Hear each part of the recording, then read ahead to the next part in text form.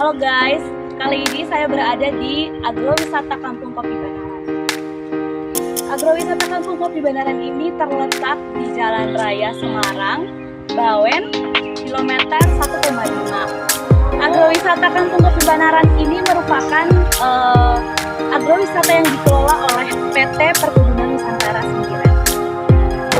9. Untuk struktur keorganisasian yang berada di Kampung Kopi Banaran ini, pertama ada manajer. Di bawah manajer ada koordinator kafe, dan setelah itu ada koordinator event, dan kemudian ada koordinator pemeliharaan dan servis. Untuk koordinator kafe dikelola juga oleh adanya mandor, terus adanya kasir, adanya juru masak dan cuci piring, dan di bagian kasir adanya pramusaji, minuman, dan adanya cleaning service. Kemudian untuk susunan dari manajemen organisasi yang ada di Kampung Kopi Banaran ini, setelah manajer itu terdapat adanya ADM dan keuangan, kemudian juga adanya administrasi, dan di bagian koordinator pemeliharaan dan servis adanya teknisi serta pemeliharaan. Bagian teknisi ini memiliki operator kereta wisata dan kolam renang, sedangkan di bagian pemeliharaan ini terdapat pamel tanaman dan kebersihan taman serta pamel tanam buah. Kampung Kopi Banaran juga mengusung konsep One Stop Tourism and Education Service. Visi PT Perkebunan Nusantara 9 sebagai pengelola Kampung Kopi Banaran adalah untuk menjadi perusahaan agribisnis yang berdaya saing tinggi dan tumbuh berkembang bersama mitra. Misi PT Perkebunan Nusantara 9 yaitu pertama, memproduksi dan memasarkan produk karet, teh, kopi, gula, dan tetes ke pasar domestik dan internasional secara profesional untuk menghasilkan pertumbuhan laba ataupun profit growth dan mendukung kelestarian lingkungan. Yang kedua, mengembangkan cakupan bisnis melalui diversifikasi usaha, yaitu produk hilir, wisata agro, dan usaha lainnya untuk mendukung kinerja perusahaan. Dan yang ketiga, mengembangkan sinergi dengan mitra usaha strategis dan masyarakat lingkungan usaha untuk mewujudkan kesejahteraan bersama. Tata kelola nilai perusahaan yang diterapkan oleh PT Perkebunan Nusantara 9, yang pertama integritas, yang kedua antusias, yang ketiga kerja tim, yang keempat peduli, yang kelima inovasi. Produk perusahaan yang dimiliki antara lain adanya Banaran 9 Resort. Di dalamnya terdapat Cafe Camp, Executive Suite Villa, Deluxe Balcony Room, Grand Deluxe Room, and Junior Suite Villa. Kemudian terdapat Banaran Resto Skyview dan Banaran 9 Resto. Kemudian adanya Meeting Room, Gria Robusta Hall, Arabica Room, Function Arabica Room, Excelsa Room. Di sana juga terdapat gazebo. Selain itu terdapat juga packaging. Yang pertama pre-wedding and wedding packaging, yang kedua outbound kids and dewasa, dan yang ketiga ada paket edukasi kopi, yang keempat camping package, dan yang kelima ada coffee academy. Selain itu ada juga outdoor activities. Yang pertama water park Banaran, yang kedua Banaran outdoor activities, dan yang ketiga Banaran tennis court. Kemudian adanya oleh-oleh yang ada di Banaran Mart dan Banaran Lemah Lempung. Kopi Banaran pada faktor internal terdapat kekuatan. Yang pertama, memiliki daya tarik wisata dengan konsep one stop service, yakni produk wisata, restoran, dan produk kopi Banaran. Yang kedua, agrowisata Kampung Kopi Banaran memiliki nuansa perkebunan kopi yang terletak jauh dari pemukiman penduduk sehingga menjamin ketenangan berwisata. Yang ketiga, agrowisata Kampung Kopi Banaran berlokasi strategis di segitiga emas Jalan Raya Bawen menuju Solo yang mudah dijangkau oleh masyarakat dari Semarang, Solo, ataupun Jogja. Yang keempat, agrowisata Kampung Kopi Banaran memiliki fasilitas lapangan tenis dan Banaran Mart untuk berbelanja yang tidak dimiliki dua pesaing lain, baik dari Umbul Sibudumukti dan Tlongo Plantation. Yang kelima, agrowisata Kampung Kopi Banaran bekerja sama dengan sekolah-sekolah khususnya TK dan SD untuk menawarkan produk wisata.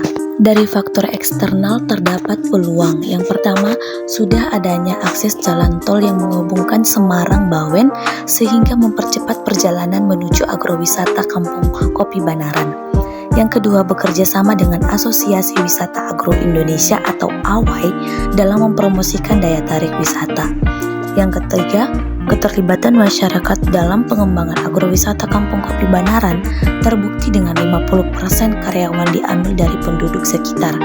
Yang keempat, adanya dukungan dari pemerintah daerah dalam hal promosi maupun event-event daerah yang diadakan di agrowisata Kampung Kopi Banaran. Yang kelima, aktivitas sekolah maupun instansi pemerintah pada saat weekend atau liburan sekolah yang meningkatkan jumlah wisatawan. Strategi yang bisa digunakan dari strength dan opportunity-nya yang pertama, memberikan paket-paket khusus untuk wisatawan dari sekolah atau institusi pemerintah ataupun swasta pada hari-hari libur seperti libur nasional, libur keagamaan, dan libur sekolah. Yang kedua, melakukan promosi wisata dengan aktif mengikuti kegiatan yang diadakan oleh Asosiasi Wisata Agro Indonesia atau AWAI ataupun pemerintah daerah. Selain itu, ditinjau juga dari kelemahan yang ada. Yang pertama, belum adanya iklan atau billboard yang terletak di pinggir jalan sepanjang Semarang, Solo, Jogja, sehingga banyak masyarakat yang tidak mengenal agrowisata Kampung Kopi Banaran. Yang kedua, tingkat keamanan untuk wisatawan masih belum terjamin secara optimal. Yang ketiga, agrowisata Kampung Kopi Banaran belum memiliki program khusus untuk menghibur wisatawan, misalnya pertunjukan seni atau budaya setempat. Yang keempat, fasilitas penunjang seperti tempat parkir, toilet, dan masjid tidak bisa menampung wisatawan saat kondisi wisata sangat ramai. Strategi yang bisa digunakan untuk memanfaatkan weakness dan opportunity-nya, yang pertama, membuat program khusus yang bersifat hiburan dan rutin seperti live music atau penampilan seni ataupun budaya setempat untuk menambah kenyamanan dan kepuasan wisatawan. Yang kedua, menambah personil keamanan dengan melibatkan masyarakat setempat pada saat liburan atau kondisi ramai untuk menjamin keamanan berwisata. Ditinjau dari faktor eksternal terhadap ancaman yang ada. Yang pertama, banyaknya pesaing dengan potensi wisata yang lebih menarik seperti Umbul Sidomukti, Tlogo Plantation, Kampung Rawa, dan Cimory. Yang kedua, banyak perusahaan atau instansi atau organisasi saat ini yang menekan anggaran mereka untuk melakukan meeting atau catering di luar perusahaan. Yang ketiga, harga produk pesaing yang lebih bersaing sehingga loyalitas pelanggan bisa menurun. Yang keempat, munculnya pesaing lain dengan produk wisata yang lebih inovatif. Yang kelima, ketidakpuasan wisatawan terhadap produk wisata yang ditawarkan. Strategi yang dapat digunakan untuk memanfaatkan strength dan trait yang ada. Yang pertama, menambah daya tarik wisata seperti wisata petik buah, taman kupu-kupu, dan pembuatan area outbound hike rope. Yang kedua, membuat paket khusus dengan biaya yang terjangkau diperuntukkan untuk tamu sekolah, perusahaan, atau instansi yang berbudget rendah.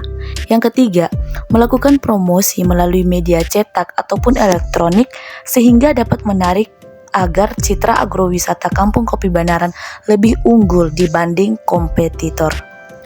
Strategi yang bisa digunakan untuk memanfaatkan weakness dan trait yang ada.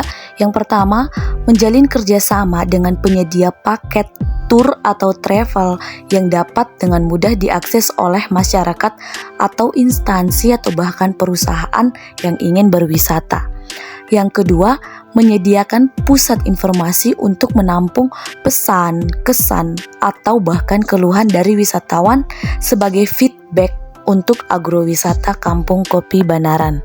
Keputusan pemerintah yang menjadi dasar penyelenggaraan wisata ini terdapat dalam Peraturan Pemerintah Republik Indonesia Nomor 110 Tahun 2015 tentang Usaha Wisata Agrohortikultura.